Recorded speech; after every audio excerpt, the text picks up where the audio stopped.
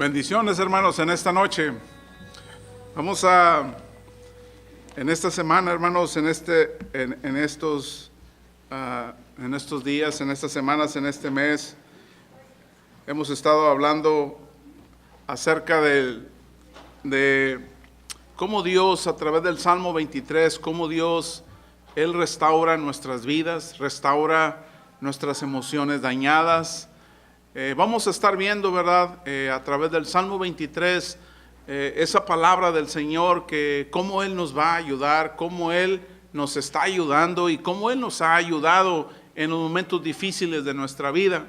Así que voy a invitarlos a que abran sus Biblias en el Salmo 23, allá por el versículo 3. Salmo 23, versículo 3 dice: confortará mi alma, me guiará por sendas de justicia, por amor de su nombre. Confortará mi alma, me guiará por sendas de justicia, por amor de su nombre. Vamos a inclinar nuestro rostro y vamos a orar al Señor. Bendito Padre, que moras en el cielo. Gracias, Señor, por tu bondad. Gracias, Señor, por tu misericordia que tienes sobre cada uno de nosotros. Te pedimos, Padre, que en esta noche, Señor, estés con nosotros, Padre, y que esta palabra, Señor, que se va a hablar sobre ti, sea de bendición, Padre. Oramos, Señor, para que tu palabra no vuelva vacía, que cada hermana, hermano, Señor, que ha venido a escuchar esta palabra, vaya bendecido, Señor, a su hogar, a su trabajo, con su familia. Padre, de cómo tú restauras nuestra vida, Señor. Sanas nuestras heridas, nuestras emociones dañadas, Señor. En el nombre bendito de Cristo, oramos todas estas cosas. Amén. Hermanos, el Salmo 23, ¿verdad? Nos va a enseñar el antídoto de Dios para las emociones dañadas. El Salmo 23, hermanos, cuando dice: Él confortará mi alma. Esta es una buena noticia. Esto, hermanos, nos dice que nosotros necesitamos tener un alma periódicamente restaurada. Levante su mano, hermanos. ¿Quién en su vida ha sido herido? Levante su mano. ¿Quién ha sido? No la baje. ¿Quién en su vida ha sido dañada o dañada? Levante su mano. ¿Quién de ustedes, sus padres, lo dañaron? No baje su mano. Amén. Hermanos, todos pasamos un proceso así en la vida, hermanos. La vida no es el paraíso. En la vida tenemos cansancio físico, en la vida tenemos fracaso, frustraciones, tenemos miedos. En la vida algunos de ustedes, sus padres, los abandonaron cuando más lo necesitabas. No estuvieron ahí para consolarte, para darte un consejo. Pero vamos a ver lo maravilloso que es Dios a través de su palabra, de cómo Dios restaura o nos da el antídoto para las emociones dañadas. ¿Qué es lo que hace Dios? ¿De qué manera Dios se manifiesta en nuestras emociones dañadas? Él lo hace de tres maneras. Lo primero que Dios hace, que nosotros tenemos que permitir, es que Dios quite nuestra culpa. Lo segundo es que permitir que Dios alivie mi pena. Y tercero, permitir que Dios reemplace mis rencores. Déjeme decirle que la pena, la culpa, los rencores son las tres cosas con las que usted se puede mantener emocionalmente inestable. Vamos a ver la primera, hermanos, el antídoto de Dios para las emociones dañadas. Vamos a ver la primera parte. ¿Qué es lo que Dios hace? Vamos a dejar que Dios quite mi culpa. En la Escritura, hermanos, podemos encontrar sobre todas las cosas. En el Salmo 38, versículo 4 y versículo 6 dice: porque mis iniquidades se han agravado sobre mi cabeza, como carga pesada se han agravado sobre mí. Estoy encorvado, estoy humillado en gran manera, ando enlutado todo el día. Hermanos, estamos hablando de dejar que Dios quite mi culpa. ¿Sabe qué es la culpa? Y lo hemos estado hablando y enseñando. La culpa parte a partir de cuando yo hago lo opuesto a Dios. Cuando hacemos lo opuesto a Dios, ahí se produce el sentido de culpa. Cuando Adán y Eva comieron del fruto, ¿qué hicieron? ¿Cómo reaccionaron cuando Dios los estaba buscando? Con miedo. Porque la culpabilidad produce miedo. Y Adán y Eva, ¿qué estaban haciendo? Se estaban escondiendo. ¿De quién? De Dios. ¿Te fijas cómo la culpabilidad te lleva a alejarte de Dios? Ahora, existen dos problemas con la culpa. La primera razón, hermanos, el primer problema que existe con la culpa es que no somos perfectos. Y la segunda razón, la segunda cosa que existe con la culpa, hermanos, es que la culpa está en nuestra mente. A cualquier parte que tú te muevas, a cualquier lugar que tú vayas, no importa que cambies de pareja, no importa que te cambies de ciudad, no importa que cambies de casa, la culpa está en nuestra mente. Pero es muy interesante lo que dice Salomón en el libro de Proverbios, capítulo 20, versículo 27, dice: el Señor nos dio una mente y una conciencia. No nos podemos esconder de nosotros mismos. Entonces la pregunta surge: ¿cómo librarnos de la culpa? Surge la pregunta: ¿cómo puedo manejar la culpa en mi vida? Y hay muchas opciones, hermanos. Usted puede negar la culpa. Usted puede pretender que la culpa no existe. Usted puede enterrar el pasado, pero eso no funciona. Un día la culpa resucita. Casi cuando piensa usted que ya la enterró, que ya está todo bajo tierra, hermanos, los sentimientos regresan a tu mente en el momento más inapropiado. Hermanos, negar la culpa no alivia. Usted puede minimizar la culpa, puede hacerla pequeña. No me hizo nada, no hay problema, todo está bien. Fue un solo pecadito que pasó, un pecadito chiquito, pero todavía recuerdas ese pecadito chiquito. ¿Por qué no lo puedes olvidar? El tratar de hacer a la culpa pequeña no funciona. ¿Y qué sucede con nosotros? Muchas veces las personas tratamos de encontrar a una persona peor que usted. ¿Para qué? Cuando te comparas con una persona peor que tú, racionalizas la culpa. ¿Y qué significa racionalizar la culpa? O sea, en tu mente, siempre que tú racionalizas tu culpa, estás tratando de convencer a tu corazón de que tu cabeza está mal. Pero un día o en un momento tu corazón le va a ganar a tu cabeza. Entonces te vas a sentir culpable. ¿Qué pasó con tu divorcio? ¿Qué pasó con la hija, el hijo que tienes por ahí o tuviste por ahí? ¿Qué está pasando con tus hijos, con tu círculo familiar? ¿Qué está pasando con tu pareja? Usted puede ver, hermanos, que por más que racionalices la culpa, un día o en un momento tu corazón le va a ganar. ¿Sabe? La mayoría de las personas se golpean a sí mismos cuando tratan de minimizar la culpa. Tratan, hermanos, de aplicarse un castigo a sí mismo. Sabemos que las cosas no están bien y subconscientemente se preparan, hermanos, en su mente para esconder este asunto de la culpa y culpar quizás a los demás. Pero ninguna de estas cosas funciona. Solamente hay una sola solución para la culpa. Usted tiene que dársela a Dios. Él es el único que puede quitarte el sentido de culpa. En Hechos 2:38 dice, Pedro le dijo, arrepiéntanse y bautícense.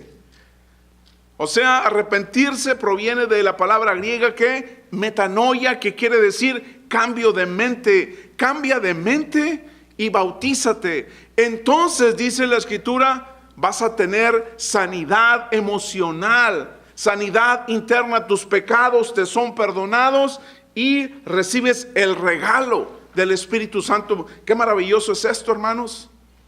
Cambiar nuestra manera de pensar. Tratar con la culpa no es fácil si tú lo quieres hacer por ti sola o por ti solo. Necesitamos a alguien mayor que se llama Jesús. Hermanos, el segundo antídoto de Dios para las emociones dañadas es dejar que Dios alivie mi pesar. Déjame decirte que no todas las cosas en la vida que nos han dañado o que te están dañando son causadas por ti.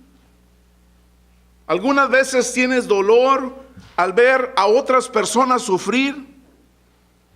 El hecho de que usted haya sido herido en su vida, experimentas la soledad en tu vida.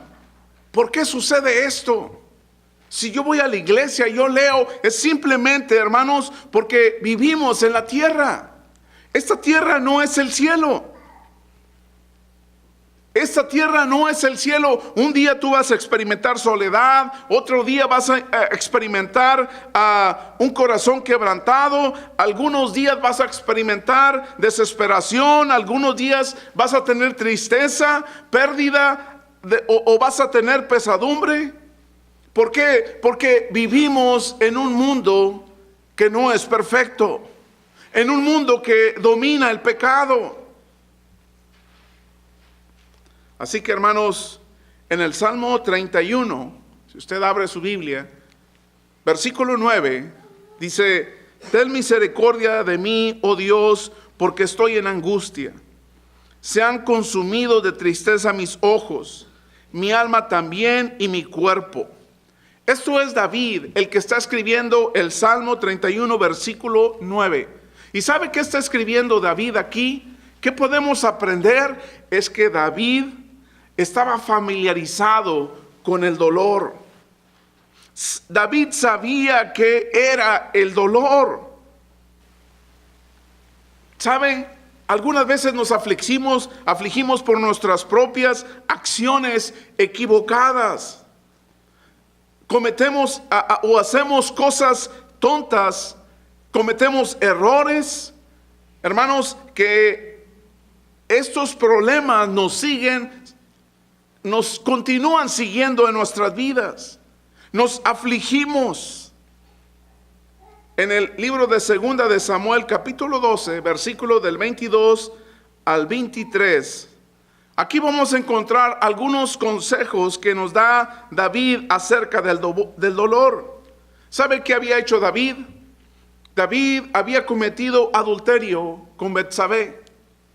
Mandó asesinar a su esposo para quedarse con esta mujer, teniendo él otra esposa.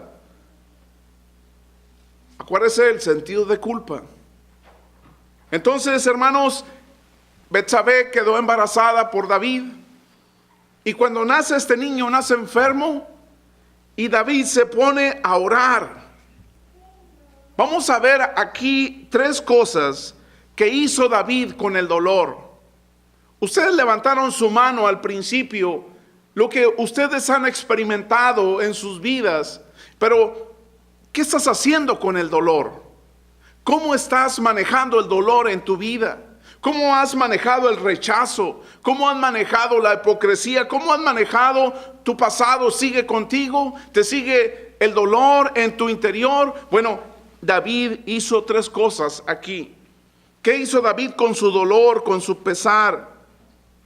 Estas son las cosas que nosotros necesitamos hacer para que Dios restaure nuestra alma. Número 1, necesito aceptar lo que no puedo cambiar. Necesitas aceptar lo que no puedes cambiar. En 2 de Samuel 12, versículo del 22 al 23, entonces David, dice, se levantó de la tierra. Él dijo, mientras el niño estaba vivo, yo ayunaba y lloraba. Mas ahora que ha muerto, ¿para qué he de ayunar? ¿Podré yo hacerlo volver a la vida? Déjame hacerte esta pregunta. ¿Usted fue herido por sus padres? ¿Por sus compañeros de trabajo? ¿Por sus semejantes? Déjeme decirle que por más afligido que estés, no vas a poder cambiar el pasado.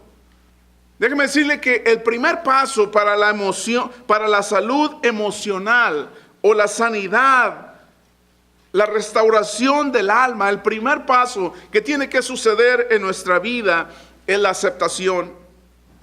Acepta lo que no puedes cambiar. No puedes cambiar tu pasado. No puedes cambiar lo que sucedió hace 20 años ni 15 años. Desgraciadamente estas heridas, este dolor continúan siguiendo a muchas personas. La segunda cosa de cómo David trató el dolor es que le quitó importancia y oró por ello. En el Salmo 37 dice David, encomienda, versículo 5, encomienda al Señor tu camino. En lugar de estar diciendo, esto me ha devastado, Dios, esto me ha destruido. ¿A quién tienes que entregar en oración este pesar, este dolor? Solamente a Dios. Dice la Escritura que después David, después de que supo que su hijo había muerto, dice que se levantó, después de haber estado orando y ayunando, y sin bañarse y sin cambiarse de ropa, dice que después que supo que su hijo había muerto, se levantó, se cambió, se bañó, se cambió, se fue a adorar al templo, estuvo comiendo. Hermanos, David hizo una tercera cosa que es muy importante con el dolor. La tercera cosa que David hizo con el dolor es que se enfocó en lo que tenía, no en lo que había perdido. En el libro de 2 de Samuel, capítulo 12, versículo 24, dice, entonces David consoló a Betsabé, y llegándose a ella, durmió con ella, y ella le dio a luz un hijo, y llamó su nombre Salomón. O sea que su hijo había muerto. Esas cosas David no las podía cambiar. Pero entonces David no se enfocó en lo que había perdido, sino estaba enfocado en lo que tenía. Y entonces tiene un hijo con Betsabé y que se llamó Salomón. Y que Salomón fue el tercer rey de la nación judía. Así que, hermanos, David hizo 3 cosas con el dolor. Aceptó lo que no podía cambiar, le quitó importancia y oró por ello, y se enfocó en lo que tiene y no en lo que había perdido. Hermanos, el tercer antídoto para las emociones dañadas es permitir que Dios reemplace mis rencores. ¿Sabe de dónde provienen los rencores, hermanos? ¿De dónde provienen los rencores?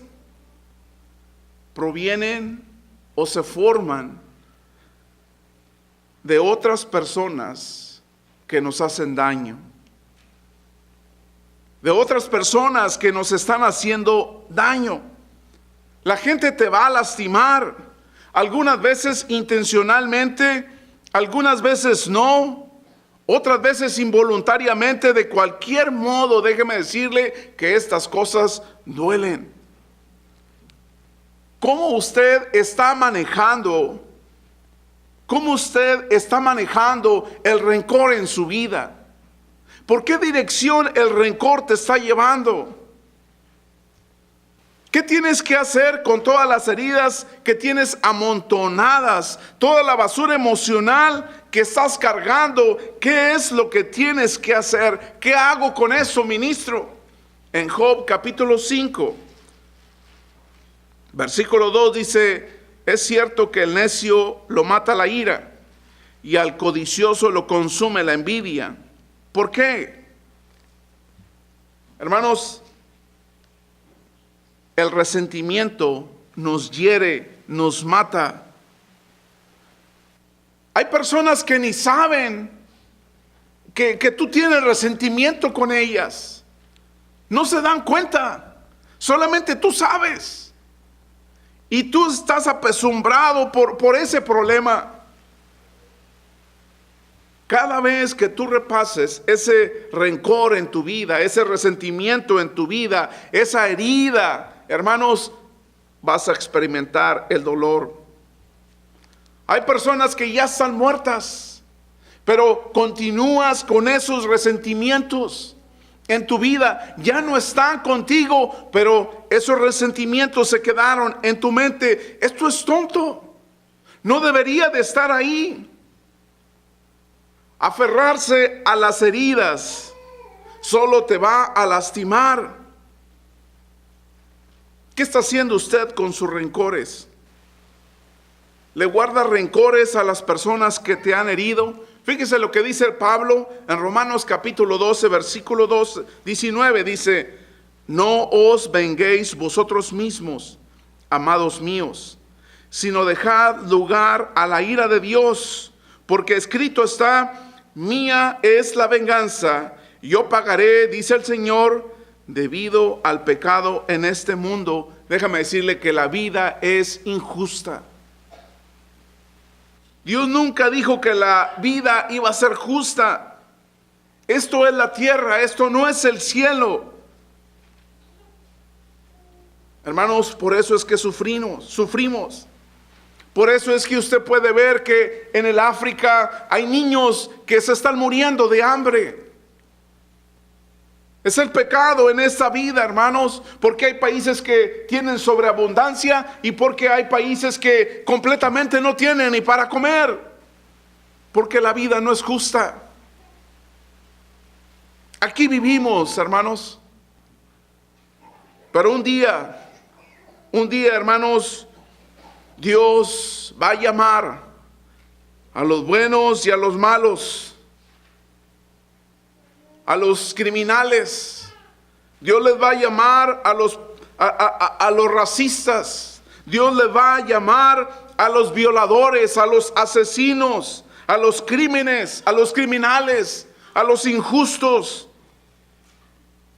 Un día, hermanos, Dios va a hacer sus cuentas con cada una de estas personas.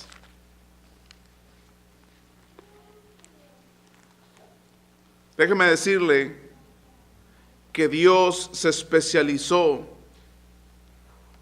en un llamado para nuestras vidas.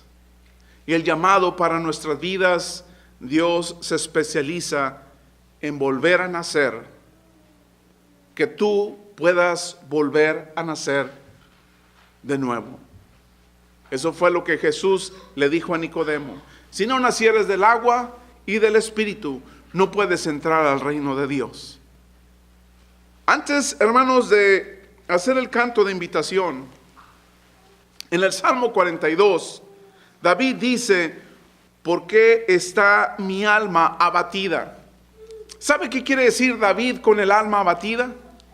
Lo que está diciendo David aquí es que, levante su mano, ¿quién de ustedes cuidó ovejas, borregas? Levante su mano.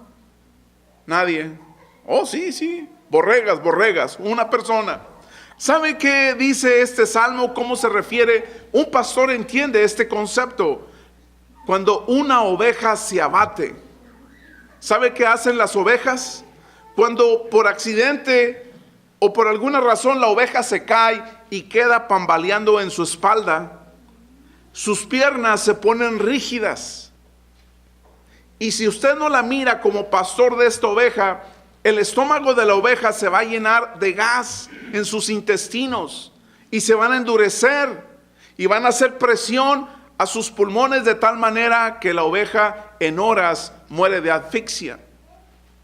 Esa es una oveja abatida. Pero cuando el pastor ve a esta oveja con las piernas así levantadas, la oveja no tiene la capacidad de moverse. Así se queda con sus pies y sus manos hacia arriba rígidas. Pero viene su pastor, agarra sus piernas, les da masajes, le da palabras cariñosas y luego la toma en su costado, levanta esta oveja y luego ya cuando la oveja la mira que está bien, la deja irse con el rebaño. Hermanos, ¿cuál es el cuadro para nosotros? Cuando usted está sobre su espalda revolcándose alrededor de la pena, de la culpa, de los rencores, te están agobiando tu vida, están destruyendo tu vida, vas a morir en esa posición, te vas a ahogar en esa posición. Pero déjame acordarte que el Salmo 23 dice: Jehová es mi pastor. Y David dijo: y nada me faltará. Cuando estás en ese momento, Jesús viene amorosamente con palabras tranquilizadoras. Él extiende sus manos y te levanta como un cordero. Te coloca en una posición para que te puedas sostener en tus propios pies. El Señor nos carga. Jesucristo quiere restaurar su alma. Si usted está abatida, si tu alma está abatida por alguna razón, Él es el único que puede ayudarlo a ponerse de nuevo en su pie. En esta noche, ¿alguno de ustedes quisiera entregar su vida a Jesús?